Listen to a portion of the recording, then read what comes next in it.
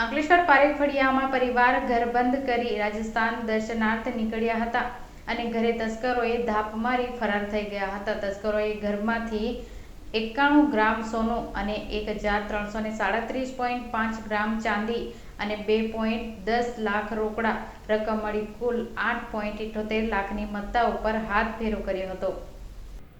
બનાવની વિગતો અનુસાર અંકલેશ્વર શહેર ચોટા બજાર વિસ્તારમાં આવેલા પારેખ ફળિયા ખાતે રહેતા રોહિત કુમાર શાંતિલાલ ચોકસી પરિવાર સાથે ગત 21મી જૂનના રોજ રાત્રે 11 કલાકે ઘર બંધ કરી રાજસ્થાન ખાતે દર્શનાર્થે નીકળ્યા હતા.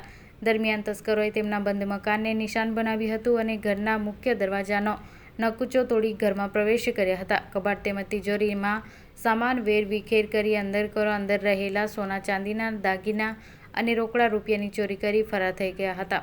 ગત રોજ પાડોશી દ્વારા નકુચો તૂટેલું જોતા આ અંગે તેમણે જાણ કરતા તેઓ તરતસરથી અંકલેશ્વર પરત આવવા નીકળ્યા હતા અને 25 જૂનના રોજ સવારે 10 વાગ્યે ઘરમાં આવી તપાસ કરતા ઘરમાંથી સોનાના વિવિધ દાગીના જેવું વજન 91 ગ્રામ, કિંમત ₹5,77,850 તેમજ 1337.5 ગ્રામ ચાંદીના કિંમત ₹90,950 તેમજ રોકડા ₹2.10 લાખની ચોરી કરી લઈ ગયા હતા.